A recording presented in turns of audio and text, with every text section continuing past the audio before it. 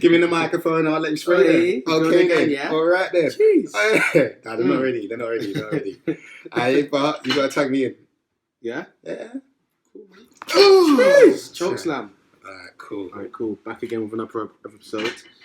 It's been a while. It has, man. We've been busy with life and just getting on and holidays and stuff. But yeah, we're back again. Feels good, man. I think so. I'm getting disturbed by a fly. Is it? I'm getting disturbed by the heat. Oh man, I'm loving it. Cool. What is today's episode, Anton? It's public speaking, but also I guess small talk as well. Yeah, and how sort of aspect of charisma and conversations and stuff. So I'm just gonna go in. So you ready for this? I'm just gonna start spray them. So look, listen. Would you rather do public speaking or just die? I swear that was a study done recently, last year. Yeah. Where, most people were like, "Oh, I'd rather die than do public speaking." It's a real fear. I remember when you sort of mentioned it, and I was like, I had to sort of research it myself. Because I'm like, bit extreme people, you'd rather die than just kill me now. Yeah, I don't want to speak. No. Rather sort of end your life than sort of be in a situation where it's vulnerability, though, isn't it? Sort of in front of these people. You got that thought of, they're judging me, all eyes on me. Yeah. And it's like... And if you slip up, it's it's the most awkward pause as well. You're standing on the stage, if you take 10 seconds just to get your thoughts, it feels like lifetime. It's like, no. But in all fairness, we obviously did that public speaking course, was it, just over a year ago? It's 2 years ago. It's 2 years? Yeah. It was been a while. 2 years. It's been a while. Wait, what? Wait, how long have I been in Bristol? It's been 2 years. It has been because... Oh, right. Yeah. So, public speaking is a fear. If I had to choose between dying and public speaking, I better stand up on that stage and start speaking because I ain't dying. Lyrical master, man. Lyrical master? Yeah. Go on stage, no. Spit them bars. Jeez. But, I just find it surprising that it was the number one fear of sort of all phobias or anything. Public speaking. And I think it just sort of says a lot about humans and people in general and kind of sort of shared fears. It's social beings. We want to be loved and accepted by everyone. Yeah. But remember when we did it 2 years ago? How did you feel then? Because obviously, we obviously went. I thought we'd just watch other people do it, and they'd be like, "Oh, come back next week. Have some biscuits, have some cake cola, have some juice, and then come back next week." And they were like, "Yeah, Ollie, you're next." And I'm like, "I beg your pardon." I'm like, "Anton, I'm leaving. You best leave to that stage." And I was just like, "Wait." So how did you feel? Because I remember watching you. And I was like, this guy's done this before, man. What's he on about? You just seemed fine. Even the guy who was hosting it was like, yeah, Anton, so confident. Then you were actually on, I was quite nervous. And I'm nervous. You hit that. Wow. Nervous. I've always had this vision of being some hench guy in a white shirt, standing in front of a bunch of people, just talking. And if we're going to go back 2 years ago, I just didn't feel like I could be that guy simply based on the fact that I had so much fear about public speaking. I'd be in the workplace and I'd be giving presentations, but there'd be so much fear. It'd be like, oh man, I don't want to do this, but it's work. You have to do it. Yeah. And I never felt comfortable, and I still don't feel comfortable today. And I think I've realised that you could be the best speaker ever, but you would never be the most, you wouldn't be comfortable knowing that you're going to go into a speaking event. Yeah, you never fully sort of overcome it. Yeah, you're not just going to be like, boom, this is my bread and butter. There's still going to be an element that you might F up or say something, or someone might hit you with a question. You're like, what? Yeah. But I remember when I went, I didn't know what to expect. All I remember, there's this guy that was wearing this kind of chain. Do you remember the chair guy? No, he was the chair of the meeting. Oh yeah. Had some royal crest. I thought it was the mayor of Bristol sign. I'm like, who's this Don? So I'm there on the first day, and he's talking. He was like, yes. Welcome, guys. Welcome along to Bristol's public speaking class. I'm thinking, I'm in the wrong place because they were literally, I thought they were Bristol Mayor veterans, and I thought I was just in the wrong place. But I remember they threw me in the deep end as well. I can't remember what they made me talk about. I think they just said, we know that you're not prepared. Just talk about yourself. Hi, I'm Anton. Felt like I got some alcohol and I'm in a sort of group. Hi, I'm Anton. I've been here for 2 years. I've been clean. 10 months. But yeah, it was nervous. It was a tough one. But, you know, when you came along as well, I was shitting myself. But I think I learned from the first experience that I should like prepare. Yeah. Like a kind of like a speech. And I think I did the speech on mistakes you make when you're 20s. But would you say that helped though? Because like for me, I kind of see it as you're either nervous or you're not. I didn't. Obviously, that's just me sort of going in first time. I didn't really see like having a speech prepared or whatever would make a difference. So I'm just like, if I'm nervous, I'm nervous. But I think practice. You know, it makes perfect, and I think it's definitely it helps with me if I practice beforehand. Yeah, and it's. If you look at yourself in the mirror while talking, or you kind of visualize what you're doing, when you're actually there and doing it, or once you overcome that first hurdle of shit, I'm gonna stand up on stage and talk to people. Yeah, the rest of it is like you've already done it, you've rehearsed it so much, so it just flows. Would you say that was the case with the sort of event? This was what a year ago, or was it 2 years ago? Can you forget what this thing calls? What, Story Slam? Yeah, that's it. Was it the same with that? Because I remember you sort of said you prepared. Oh yeah. But it was a lot. Remember, it's a lot. Like the audience was a lot bigger. And your audience, and it's like this wasn't sort of like a public speaking course. It was like this is actually. That was the real test. Like the public speaking classes that I went to was like no, it wasn't a paddling pool because it was tough. But that was training. That was like my Rocky moment. Like I had a tiger climbing up those stairs. Yeah, come on, Anton, come on. Yeah. And then it was time to go to the boxing ring and fight. And yeah, I prepared. I recorded myself at home. I watched it over and over again. I was like, this is what I want to say. Yeah. Slightly different when you stand up on stage. Yeah, like, all I saw was just faces at the front and then bright lights. I was like, well, and I went into it. But like, once I overcame that initial start, I was fine. And someone recorded it as well for me, which I'm very thankful for because it was a good way to almost reflect. See, 20 miles out, sir. Thank you very much. 20's plenty. It's slightly different for me, sort of weirdly enough. So, like, obviously, when we went to the course, public speaking, again, like I said, I honestly thought I'd just watch and then potentially come back. But then, like, you're on stage, and I went on, and I remember, like, the back of my legs, I was shaking. I was like, what is this? Then they were like, just speak. And everyone was just looking at me. And I was like, stop looking at me, man. Just stop looking at me. And like, there's always this sort of saying, oh yeah, imagine everyone naked. And I was like, nah. I was like, nah. My boy is in there, like, I'm not going to do that. Nah, I'm like, nah. Honestly, for me, it was like, it wasn't a struggle, but I was just like, oh man, what is this? I just felt like a fish out of place, just out of water sort of thing. Then after that, I was like, I don't know if I can kind of come back. And then luckily enough, they were like, oh, the next sort of one isn't until September. I can't remember what time it was. That's the last time I went. Yeah. And it was like months until. And also we went to the event on Sunday, Story Slam. And I remember sort of someone mentioned, it might have been Jazz or someone, they were like, would you sort of ever go on stage? And I was literally, the thought of it, I was just shaking. I was like, I don't think I can. I don't know. Yeah. I like the idea of being able to be on stage and kind of like share a story and how you just kind of went on. Obviously, you were prepared, but like Zafra just kind of went on. She just went on. And I was like, damn. Some people are natural. Yeah. But I'm not like, I want to have that level of confidence to be able to just go on the stage and just be like, yeah. So you don't think it's more of a thing of just starting? You have to start somewhere. But that's some deep end. You have to start. That's I couldn't just sit back. That's why I did the classes, and then I was like, okay, cool. What am I going to do with it now? Yeah. I was like, just put my name in that hat, and I better stand on stage and talk to people. But I found it easier because it was a personal story. Yeah.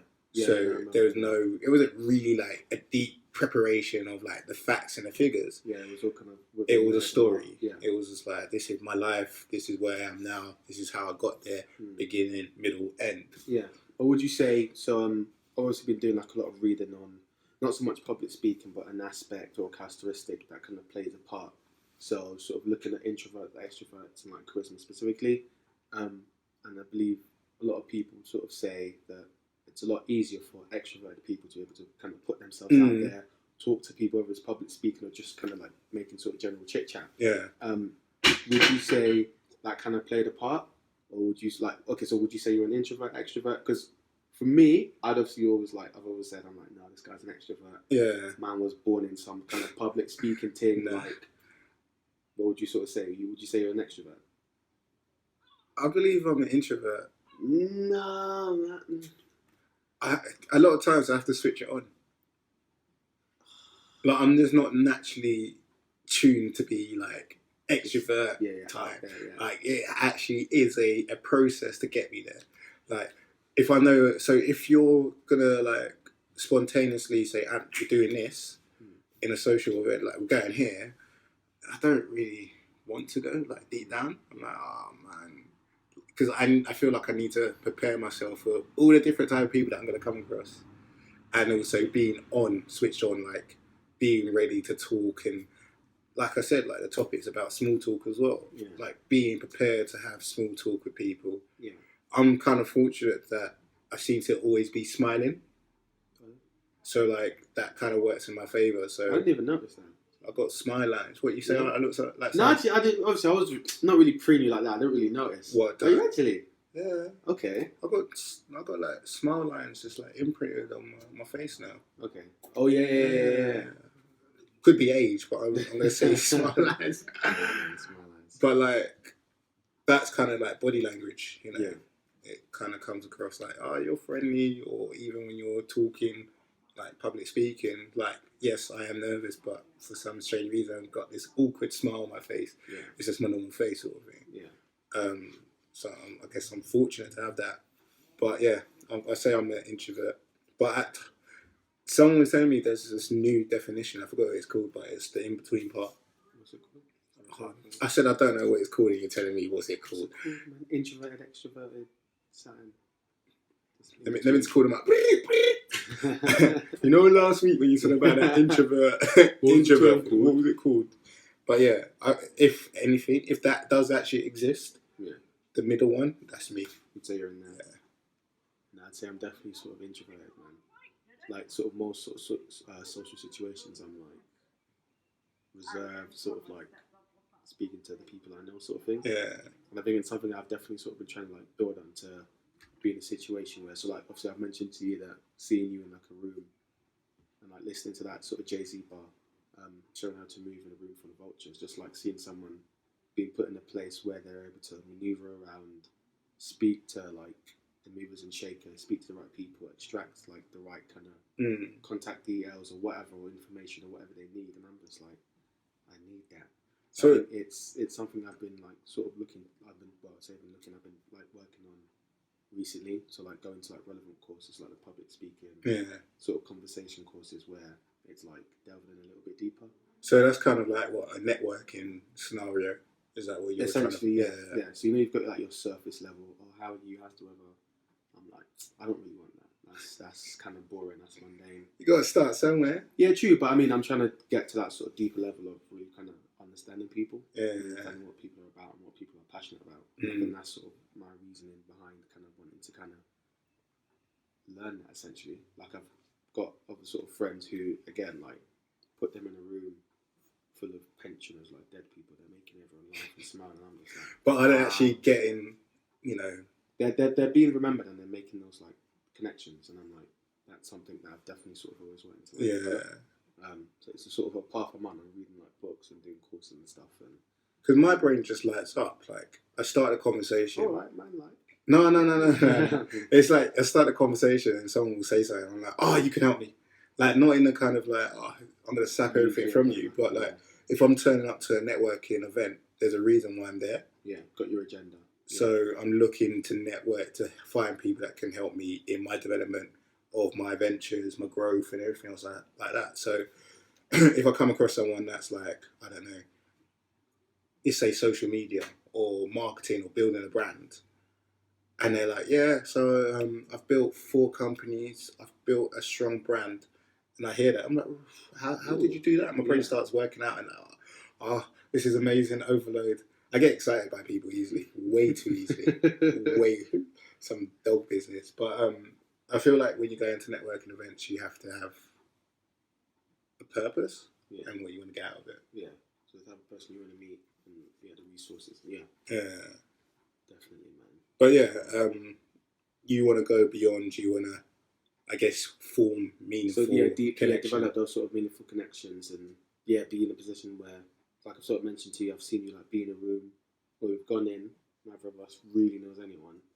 Yeah, you've kind of left with like contact details, or like you've left with a friend or two, and I'm like, rah, man, like, not in like a sort of competitive way. Oh, he's spoken to 20, I've spoken to 10, but in a like. Actually, that itself, in and of itself, is a good trait to have, to be in a situation where... But I'm sure you see me at times where I just don't want to talk at all. But is that because maybe you've like had a bad day, or is it just because... It's just me falling back into my introvert zone. But what is that because of? Is it because of a day, or just is that just... It's probably like a effort, energy sort of thing. Yeah, because it is high octane, a lot of energy, isn't it? Oh, man. Ooh. But... yeah, vary depending on how I feel. Yeah, it's definitely a feeling feel. But I always say like I try and approach things with the Ford method. I think this is the family... small talk 101 for myself. Yeah, occupation, family, occupation, recreation, dreams, isn't it? Dreams. Yeah, it's sort of like a standard kind of point for like starting a conversation. Yeah. Basics, really. But it is quite effective. I think it is very effective. Like even in social gatherings, so meetup. Yeah. We both met each other through meetup. Jeez. But at the time when I first started meetup, I wasn't using this method. Yeah. I was just struggling with conversation with some people. I was just like, oh, what do I say next? But then isn't that more so them? Because some people are just they're off. Like not off, but you could ask them the best like questions or whatever. All you get is yeah. And I'm like... But because it's... I don't know, like, because I put in so much effort in trying to think of a question, I'm like, oh, maybe my question wasn't good enough. But then do you eventually lose interest? Oh, yeah. But, like, having this method, this Ford method, it makes life a lot easier. Yeah. Because it's like, I meet someone for the first time in a social gathering. I don't go to them that much anymore, but, like, if I was to meet someone new, at like a meetup, like a bar crawl or something like that. Yeah, like rollerblading or whatever. Rollerblading, I'm just there to skate. Like I can't really talk to anyone when the music's blaring. Skills. But the first question I probably go in with like, what do you do? It's like for fun. Sort of thing. Work, yeah. I hate talking about work myself, so I try and switch. I'll be like, oh, what do you do for fun? Like, how long? I guess you have that kind of generic question of, how long have you been in Bristol? Oh, okay. Yeah. And I was like, this is shit. Yeah. What do you do in Bristol? What have you found in Bristol? What interests you? Yeah, I like to sort of find out about like people's passions and like, outside of work. Who are you as a person? Like, when work's not consuming your time, what do you do that kind of defines you? And then from there, it's kind of like, okay, you enjoy this, bungee jumping or whatever. Yeah. Looking at passions and kind of like interests and stuff. And it's like, okay. You learn a bit more about them, then you can kind of pick on those little traits and then find out the underlying reasons why they do it. And it's like, okay, this is quite interesting actually. You gotta have, you definitely have to have different hats for different environments. So like the networking approach is kind of, if I haven't got any questions at all, it's just like, how did you find out about this event? Yeah, that's it. And what was you hoping to get out of this event today? Yeah, just those two questions. And also, there's another thing that I learned, which was, especially if you turn up late to a networking event and everyone's almost formed their own little groups, try and go for a group that has 2 people because you'll be able to have an impact rather than a group of 6 or 9. So I used to just like pick on little small groups and then slowly build it out that way. Because other people will start coming into our group, but I've formed different teams. Yeah, actually, I'm with you there. Actually, you know what? So obviously our mutual friend Joanne. So I had a chat with her last week, and she's essentially challenged me. So I sort of explained to her like my fear of like public speaking and how I kind of felt quite nervous at like the last event, and she was like, "Alright, cool." Oh, she's given me until when we set a date. She was like until like the September Story Slam. So from like July, August, September, I think it was. So that's just what 3. Yeah. Or I need to kind of get on stage and like do a little talk. Obviously, depending on what the sort of topics are. And I was just there like, then she literally just come and she's like, yeah, we'll show Oh, fine. Yeah, and I was just like, okay. Like, I just signed the contract. And I was like, yeah, I mean, again, like, it is something I've wanted to do. But I guess maybe I needed that little push. Yeah. I'm just like... And that's what I'm saying, like, sometimes you just have to, like, deep end, just put yourself there. Like, when I said I used to go to all the public speaking classes, it's like I had to do something with it. Yeah. And I had to just put my name in that hat and force myself to do it. Because once you overcome it, it does get a bit easier. Yeah. This is... Oh, man. I'm getting nervous now. Okay, but you can... But that's what I'm trying to say. Like, you prepare beforehand. Yeah. You visualize yourself standing up on that stage. You smile. You act on your body language. So they talk about power poses, which is like the Superman pose, the hands on the hip, stand tall, like just show your confidence. Yeah. Even though deep down inside you're like, hands shaking, nervous, sweaty hands, the microphone just like slipping at your hand, but you're slightly like, I don't know, you're trying to style it out. Like, yeah. You're walking left, right, and center, but you're switching the microphone to the left hand because it's slipping at the right hand, and you just make it work. You just boom. So it's what? It's 5 minutes per person, isn't it? Yeah, 5 to 8 minutes. 5 to 8 minutes on stage. And you have sleep. How do you know how advanced they kind of give out the topic for each month? Or so? Every 3 weeks. I think they give you like 3 weeks. That's quite ample time, actually. Cool. You got this. Cool. You got this. Yeah, I've got to kind of. I think what we'll do is when I do it, I said when, probably like film it and then like show everyone.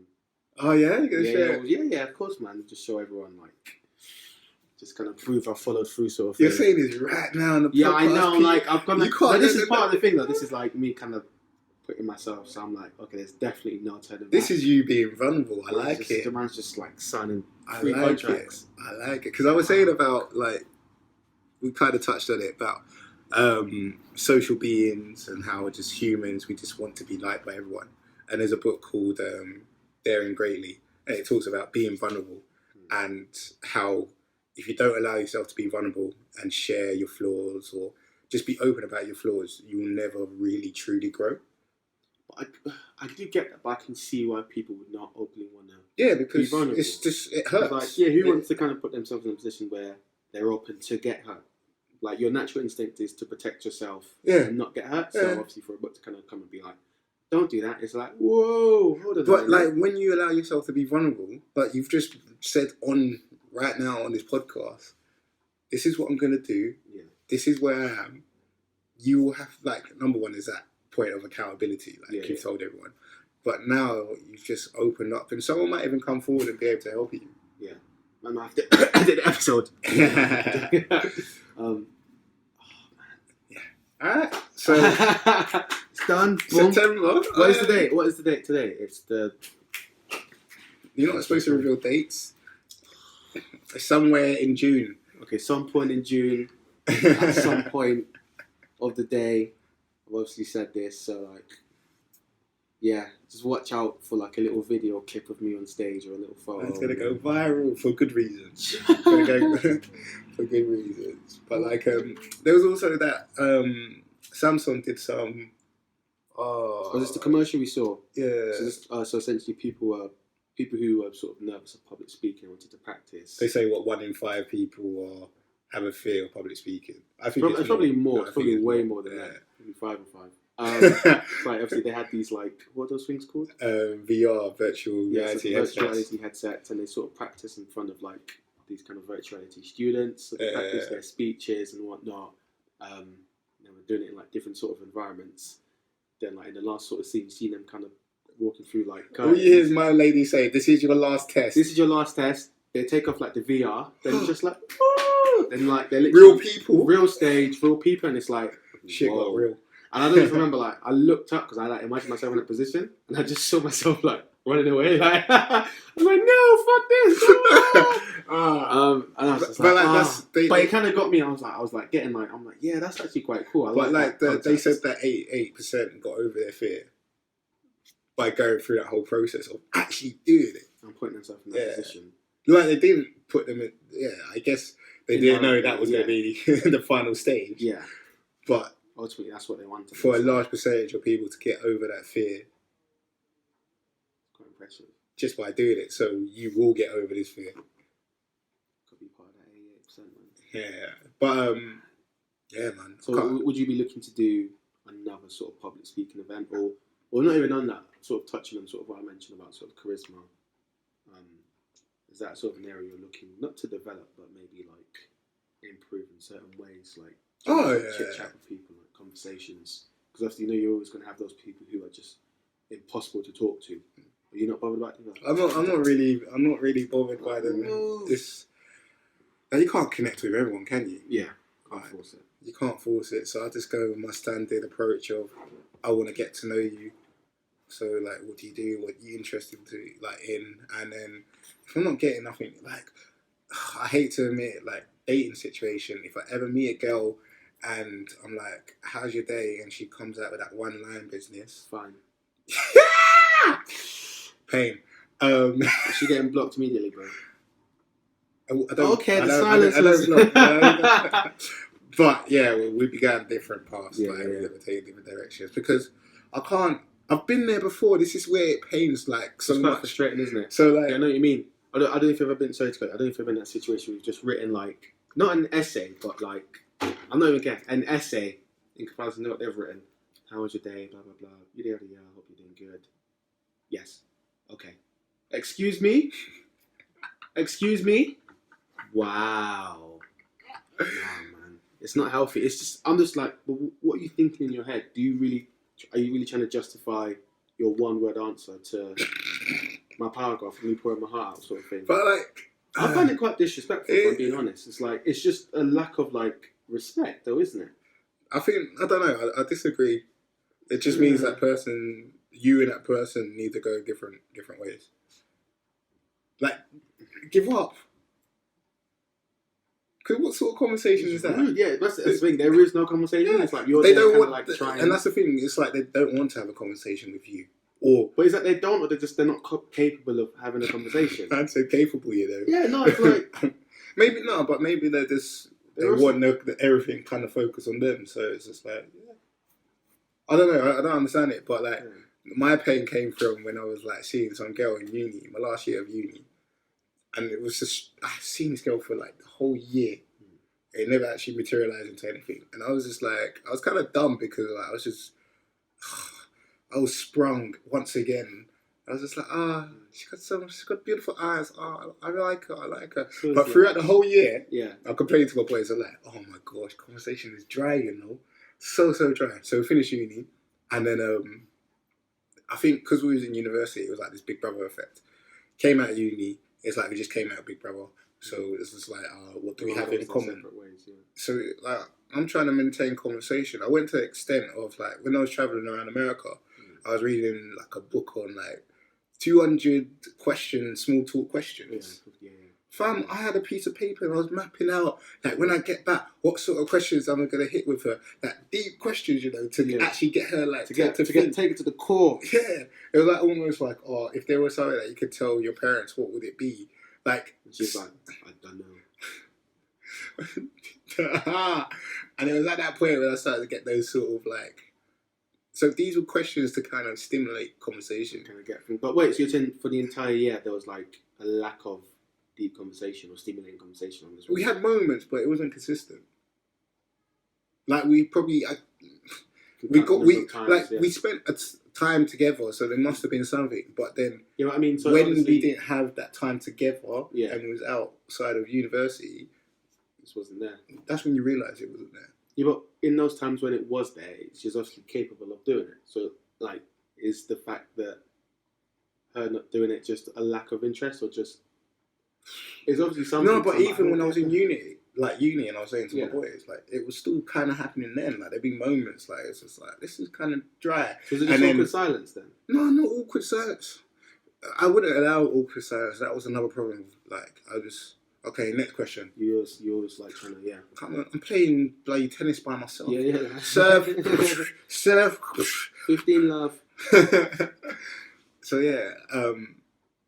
so going back, that's not a part that I'm trying to work on. If I come across someone and I'm not getting too much out of them, then you just kind of there's plenty of other people. Have a great day. Take care. Okay. See you later. Okay. See you later. Like, yeah. Small talk, charisma. But like in terms of personal or public speaking and just speaking in general, yeah, I think it's always going to be a thing that I'm trying to improve in. So wait, have you done another story time since? No, I haven't. Have you not? No. Would you consider doing it again? I would, but I'm just waiting on the right topic. Yeah. But at the same time, like, I would do other events if they came about. Yeah. So, like, we're setting up a kind of like a follow-on to our accountability group that we have. Yeah. Where we're going to have speakers and so on and trying to build it to a much bigger audience. So, I will be a speaker there. Oh, man, like.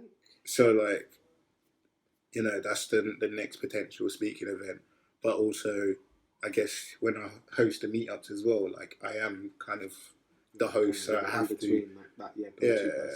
Yeah, that's part of the reason why. So, you know, I did the rollerblading recently. Yeah. That also kind of played into it. So it's like I'm the kind of go-to person when people like come to contact and the mediators. Yeah. That kind of and that's what I mean. Like, you have to take yourself out of your comfort zone. You have to just put yourself in those positions. Yeah. And you're like, oh, this could go wrong, but you make it. You just make it through it. You know, you stumble, you trip, but no one's perfect, sort of thing. Just gotta get up and get on with it. Yeah. So, there's nothing really set out, but I know through every single event, through every single speaking or talk I give, it will help me improve as an individual. So it's just bit by bit. It's like training, you know, like when you're working out, keep on doing it, keep building, get stronger. So like yesterday I went to this event. It was about sort of conversations and having like deep, meaningful conversations and persuasion. And persuasion, you know? Yeah, not like a you're under my control. Sort of general. Be on a date and be like, you're gonna pay for this meal. Ooh, that's powerful. You might have to. So I might have to research that. Who said that? So the guy who hosted it, Mike Kendall, he does sort of talks in London, interesting talks, and you can find him on Meetup.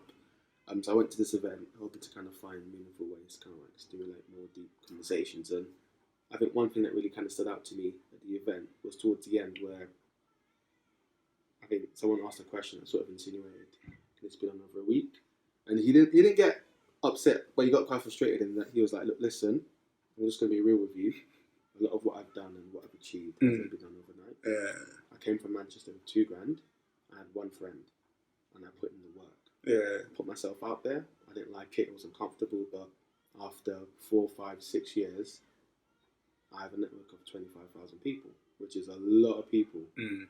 And but the main sort of point he emphasised was like, this was not, Rome was a building. Yeah. This is like the daily grind of putting myself out there and make himself become that kind of go-to person for events. Mm. And I think that kind of really stuck with me.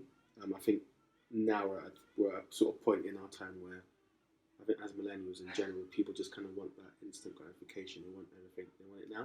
And no one really understands, like, you really need to put in the work, innit? You don't need steroids. You don't really need protein shakes. Just be in the gym and watch your diet. Mm. If you want to kind of learn to be a bit more confident and walk more out there, then kind of host events and put yourself out there and really kind of just get more of the nitty-gritty.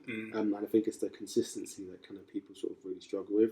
In all fairness, it is not easy. And again, as we all know, what in life has ever like come easy? Like even with gym, like with both of us now, we both know that it is diet, it is gym.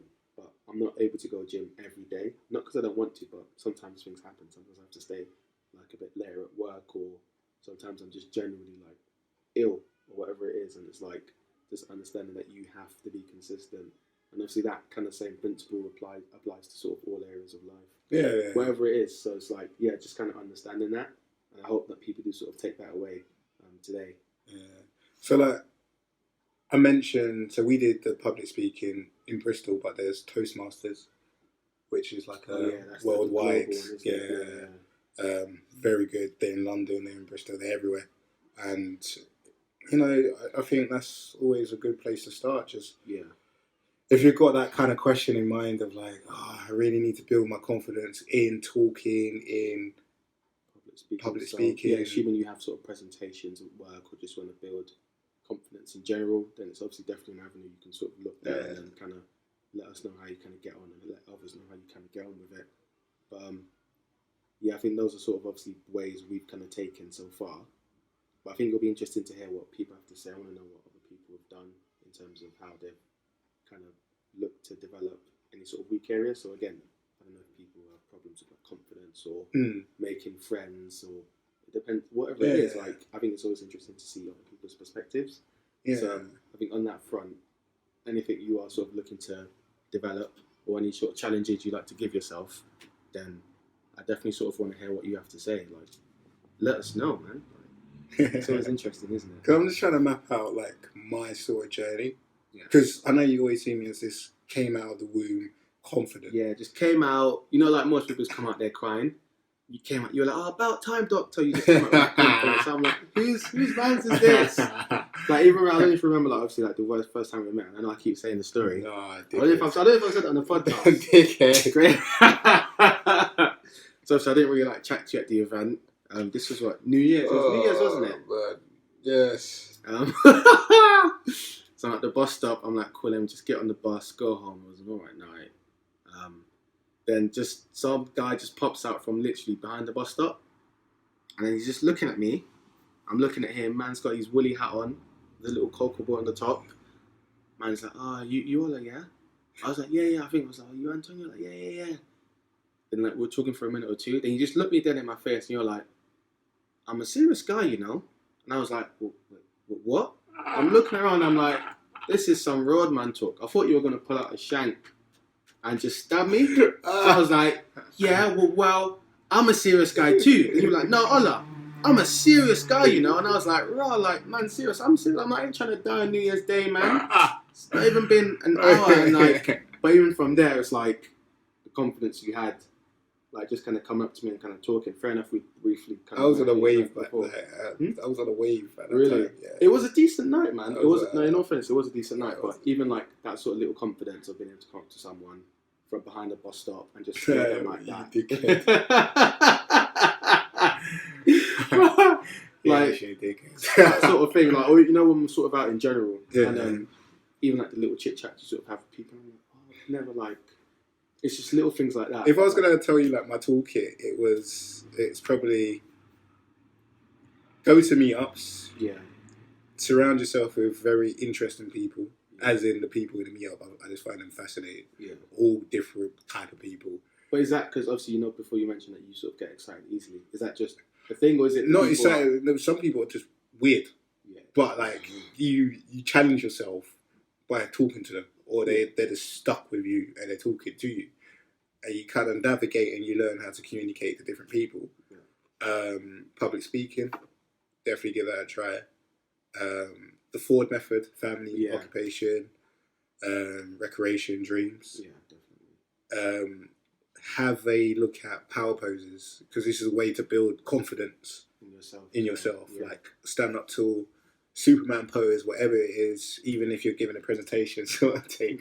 Like crush your legs and all them things. Have your chest open and just, you know, take command of that environment. If you're going into a networking event, have something in mind. So have an intention of why you're here. Yeah. Play on your values, like what can you offer people? What's your strength? And just tackle people. So, you know, if there's 2 people, get them. Don't go for the group that's got 10, 15 people. Yeah, so get these 2 people. Keep it moving. I read that when you enter a room, don't just go to the first group. Walk straight through the middle, roam around, so everyone sees, like, who's this guy? Don't look like you're lost. Just look around, like, all right, okay. Guess who's entered the room? You're not no big shot, but you're just showing you're not a big shot. You're just showing that, you know, you're confident. You walk in, so someone's bound to be like, so I'm da da da da. Yeah. Oh yeah, I'm Anton, by the way. Yeah. And start a conversation then. Confidence, power poses. Practice. Yeah, practice makes perfect. Practice. A bit of visualization. Like even interviews. Like I think interviews is like the one of my fears. Is it? Because yeah. Hey, you feel me? No, I was gonna say I'm actually going to some event. There's another one to meet up on Wednesday. On that actually, yeah. Because like I do well with interviews, but the lead up to it is just like, yeah. If I slip up, and because you don't know what they're gonna ask you. That's the thing. That's what I hate. So if you know, it's like, okay, I can prepare, but you can only prepare so much for certain questions. So I always try and prepare for as many as possible. I don't know if that time you remember, you helped me kind of like we were preparing for like that interview. Yeah. But that's because I was just like I was an overdrive. Yeah. I over prepared. I'm like, no, I don't. But it's good to. I hate being in that position. It's better to be over prepared. I'm just like, if they ask me a question, I'm like, I got an answer. I'd rather have too many than not enough. So like one thing that I took away from interviews, like I got rejected from one job, like when I was in uni, and they gave me the best piece of advice: the STAR technique. I live by this. Oh yeah. Situation, task, action, result. Any question they hit you with, you're just like, this is the time it happened. Jeez. This is the task I did, and the action I took was. So you answer it, and this is the result. And I'm like, next question, and I've got that confidence now. Next question, and if I don't know it, I will confidently say I don't know it. Yeah. But sitting in that chair and waiting for that person to come and collect me for the interview, I am sweating. But at the same time, I try to visualize me sitting in that room. I hear that. Definitely hear that. Yeah. So yeah, visualization, preparation. Yeah. And I think for me, those have been like my toolkit to get me to where I am now and hosting events. Yeah, definitely. I've been doing that a lot more as well. But again, I definitely sort of want to hear what sort of other kind of challenges people face, because whether it's like public speaking or just whatever it is in your life, obviously everyone's like got their sort of fears and things. So I think it'll be interesting to hear different kind of pockets or aspects of fears, because obviously everyone's got like different fears. Obviously, we know that public speaking is sort of like the number one kind of worldwide. But yeah, I think anyone who does have any sort of fears, then do sort of let us know. Push yourself out there and just kind of let us know, and possibly kind of set yourself a challenge of challenging that fear, I guess, and kind of overcoming it. I got one question. Because you're like on this whole charisma sort of thing. Yeah. What have you come across that's been really useful? I guess one point I've learned that I was a surprise is that I always thought, so you know how you've got some people who are like really funny or like you're really charismatic. I just thought, I don't think I can get that, because I thought it was quite innate. Because some people are just naturally tall or naturally strong. But there was a book I've read or I'm reading. It's Charisma something. But one point they sort of made was that, look, listen, very often some people it is innate, but for the most part it can be built and developed. And the sort of example I use is that Arnold Schwarzenegger wasn't born with a six-pack. He was in the gym damn near every day, diet on point, and put in the work for decades until he became the man he is. Yeah. And even he's only recently really getting the recognition he deserves. Now in hindsight, everyone's like, actually, you were like hard, sort of thing, and I think it's just understanding that.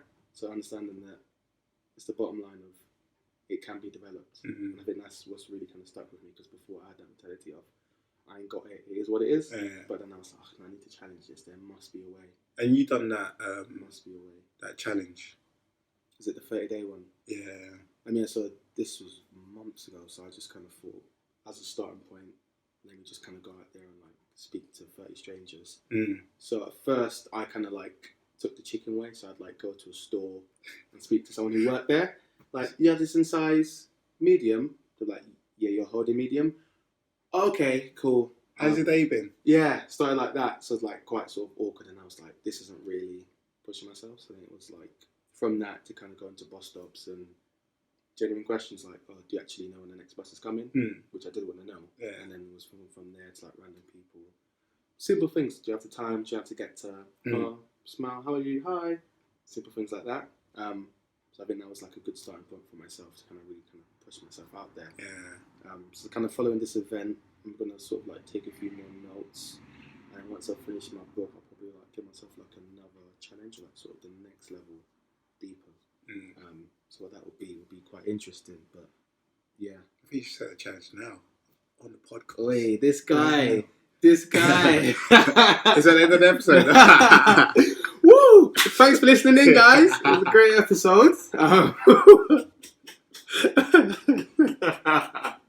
We hope to see you again next week. I'll let you off. I'm going to chop this up nicely. I'll let you off. Thanks again for listening. We definitely appreciate the support. We've been getting like a lot more listeners and